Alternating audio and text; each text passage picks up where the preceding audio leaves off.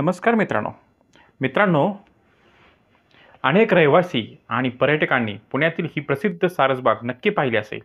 पण या सारसबागेला नाव कसं पडलं? ही सारसबाग नक्की कोणी बांधली? या ठिकाणाला सारसबाग हेच नाव का देण्यात आलं? हे आज आपण या व्हिडिओमध्ये पाहणार आहोत. मित्रांनो, पुण्यातील सारसबाग, पर्वती टेकडी, तळ्यातला गणपती या ठिकाणांना अनेक इतिहासप्रेमी, सकाळी व्यायाम करणारे तर देवदर्शनास येणाऱ्या अनेक पर्यटकांची नेहमीच गर्दी दिसते. तर गोष्ट अशी की श्रीमंत नानासाहेब पेशव्यांनी वाढत्या पुणे शहराच्या नियोजनेत वाढ व्हावी, त्यांच्या अडचणी दूर व्हाव्यात म्हणून वेळोवेळी खूप मेहनत घेतली.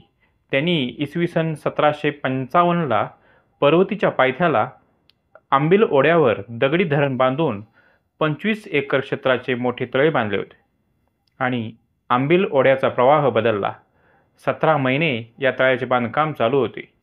त्यावेळी हे बांधकाम करण्यास 4,99,553 रुपये इतका खर्च झाला.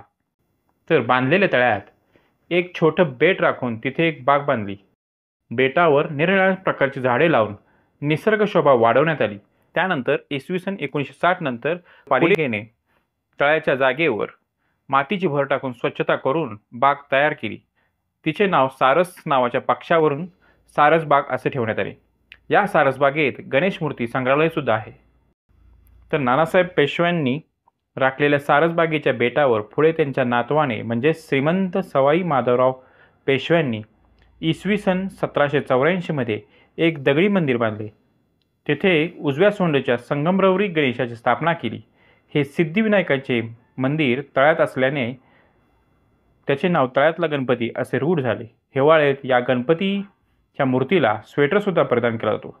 कधी काळी नानासाहेब पेशवे पर्वतीचे देवदर्शन करून तळ्यातल्या या भोवतालच्या बागांमध्ये विरंगुळासाठी येत होते.